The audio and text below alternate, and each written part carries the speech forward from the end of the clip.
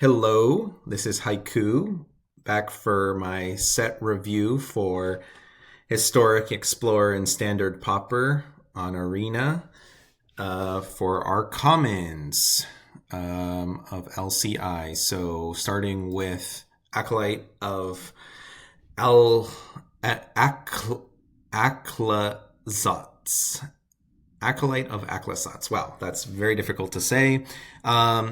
This card is just held back because it's a tap ability on an ability that you would much prefer, the repeatable effect. So there's that 2 mana enchantment, that enchantment creature that it's 1 mana to drain if you sacrifice an enchantment, or no, sorry, it's sacrifice a creature. That card is much better than this. So unfortunately, this is not playable. Another chance. Mill 2 and then return up to 2 creatures. We already have this effect. It's alright. Blood Rage Mycoid. This effect is sort of interesting because it's a repeatable kind of source of token creation. The only big thing is that this creature is just too weak at 3 toughness. It's just too easy to get off the board before even you get the 1 token. If it was ETB and the end step, then you could have a chance with this card, but as it stands, no. Deadweight, reprint. Deathcap Marionette. Actually a pretty cool card. Mill is becoming more and more important, especially self-mill. And then Death Touch is always a reasonable ability, even on a small creature. The thing that holds this back the most is the 1 toughness. Basically, the opponent can ignore the 1 toughness for a while and hold off attacking until they can clear it for free with a random card or something. So unfortunately not playable. Deep Goblin Skulltaker, a cool card. Again, gets you value with descending every single turn. But unfortunately, we've even had the Infiltrator, Gitaxian Infiltrator, that grows if you do something. And that one can grow multiple times a turn, and even that one at 2 mana is not playable. And so I don't think this one at 3 mana is going to be playable. Echo of Dusk, it's pretty cool. Basically a 2 mana, and it could become a 3/3 lifelink. Just a cool option against red aggro burn decks to have. We already had a blue black 3/3 as long as you had certain card mana values in your graveyard. That one was reasonable. I think this one is better, even though this one doesn't have an ETB mill yourself. Yeah, I still don't think this is quite playable in the main deck, but it might see play in the sideboard in a deck that can really descend a lot. Fanatical Offering. This is an awesome card. So we had Deadly Dispute, and now we have Fanatical Offering. And I think so this edges out the 2 mana gain, sacrifice an artifact or creature, and then gain life equal to that's mana cost. I forgot the name of that card. I think this card is better. Obviously, against decks that you really want the life gain, obviously that card is better. But in the aggregate, I think this card is going to be better just because it can feed itself or Deadly Dispute. So you can technically play a deck with 8 of Fanatical Offering and Deadly Disputes, and you only have to get 1 permanent on the board to trigger the first one, and then for the subsequent ones, you can just use the random permanent that they make to sacrifice to the next one and just keep drawing 2 cards for 2 mana. So pretty good effect. The map token is incidental. I don't think people are going to very frequently be sacrificing the map token to actually explore. It's mostly just going to be there as another rectangle on the board that you can sacrifice to other Fanatical Offerings. It's a very strong card. Going to see a ton of play. Yep. Fungal Fortitude. This is pretty cool card. We have an effect like this, 1 mana instant, that can give a creature +2/+0 and then returns it tapped. But the fact that you could precast this and get some extra damage in and then still have this effect later on is okay. The only thing though is then you got rid of the sneakiness option of this, like having a trick.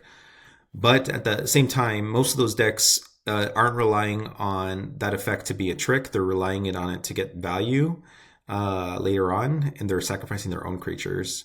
I still don't think this card is playable because it's just too much mana for that effect. I think you really want to try to shave on the mana. And the fact that the other effects that we have at common at 1 mana, they give the creature a +1/+1 buff after it comes back the next time. So that effect seems a little bit better than giving a bonus on the front half of the card. Greedy Freebooter. It's a cool on dice effect, which will be useful for the Golgari Gardens decks that are having a bunch of tokens made and get value from tokens. Unfortunately, I think it's held back because with Torch of the Tower being so prominent on the arena Pauper meta, that you can avoid the dice effect, and so it's just not a good card on your side of the board unless you're willingly sacrificing it, in which case there's probably better cards to be sacrificing for their effects.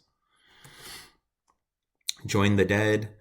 Just a removal spell, but we have Murder, and unfortunately this does not exile, so it's going to be held back by that. Mephitic Drop. So this is basically only for Explorer and Standard Pauper because they don't have access to Ichor Wellspring. But basically this is Ichor Wellspring with life loss attached to it, plus you have to be in black to play it. So again, just a worse card, but Ichor Wellspring is already a strong card. So in the formats where you can't play Ichor Wellspring, this card is pretty good. Primordial Gnar. This is one of our few cards that can actually discover. Unfortunately, this card is not quite good enough. Too much mana, and then the 2 toughness means it's going to trade with basically anything. And then to just get Discover 3 after you overpaid for a 5/2 is just not good enough of an effect. Rampage's Spiketail. So out of all of the land cyclers, well, I shouldn't spoil the future ones. This one is probably the second best. It's a pretty reasonable effect. I just think that the Menace one that we got with All Will Be One, I believe, that one is going to be a slightly better card to bring in. So I think that one wins out in the contest between all of the different land cyclers for Explorer Pauper and Standard Pauper.